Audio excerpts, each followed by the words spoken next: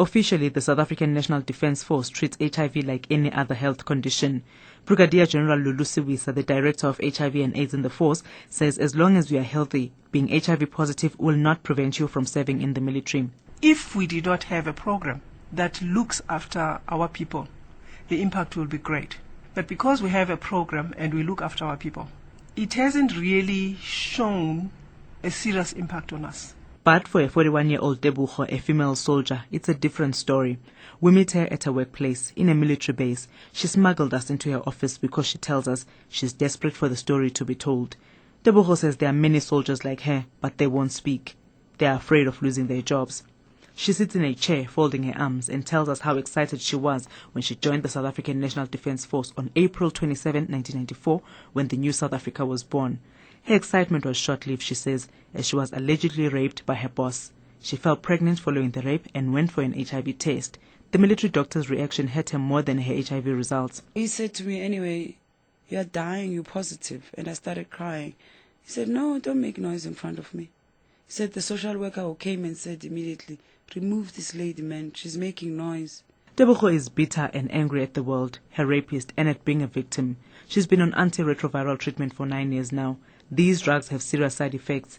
They haven't only kept her from doing her duties to the best of her ability, but she points at a big tummy and says it's a result of the ARVs. She shows us photos of her thinner self before taking ARVs and explains how she can't even look herself in the mirror because of her new body. Tebogo tells us she feels like her mind stops functioning from time to time. However, she and other HIV-positive soldiers are forced to come to work in that state. They said to me, I have to be at work so that they see me. Sometimes I can't, and I'm feeling dizzy. Nobody's willing to help me. I can't even explain because last night I was crying and I said, I hate you, the person who infected me. I hate you so much that my life is a setback now. My mind is not functioning well. I forget sometimes. Even if I'm on ARVs, it's 9 years now. But I can't take it. It's not me. I know I'm a brilliant person. But it hasn't settled in me that I can't function the way I used to. Soldiers are expected to undergo a compulsory comprehensive health assessment before joining the military and every year afterwards.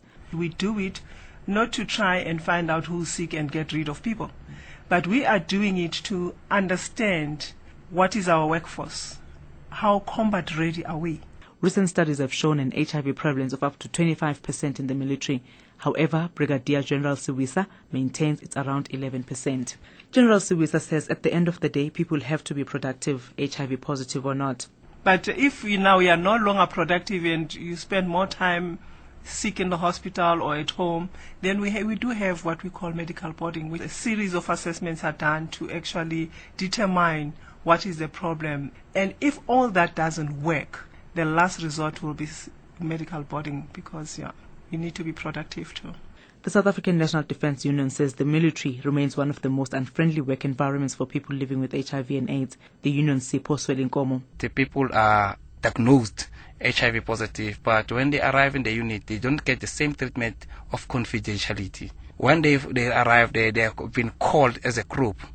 And now when you go for the HIV test, when you are going to get the result, there are people who are sitting in front of the door. Okay, we can see from your face what result did you get from that place. Now it's giving us a problem. It's this process that discourages soldiers from undergoing HIV tests, being open about their status and taking ARVs that are meant to keep them healthy. Tebogo has exhausted all her annual and sick leave days as she's constantly sick and out of work. She becomes emotional when she talks about her future and that of other positive soldiers. People are dying every day because they're afraid to come out and say, I'm HIV positive because of victimization. They're victimized in such a way that because they see when you are sick, when they stay at home, you want them to come to work. How are you expected to come to work when you are sick? And I'm seeing it with members from the Johannesburg JSP who are dying every day. There's one who passed away last week who was buried. There's one who passed away this morning. And people are dying every day, every week. We must bury someone. And it's so sad. The Soldiers Union Sandu says the military will continue to lose members if the system does not make its HIV programs friendlier. For now, though, members are dying in silence, like the soldiers they are, who are expected to be disciplined and not question their superiors. I'm Tabile Mapanga for SABC News in Johannesburg.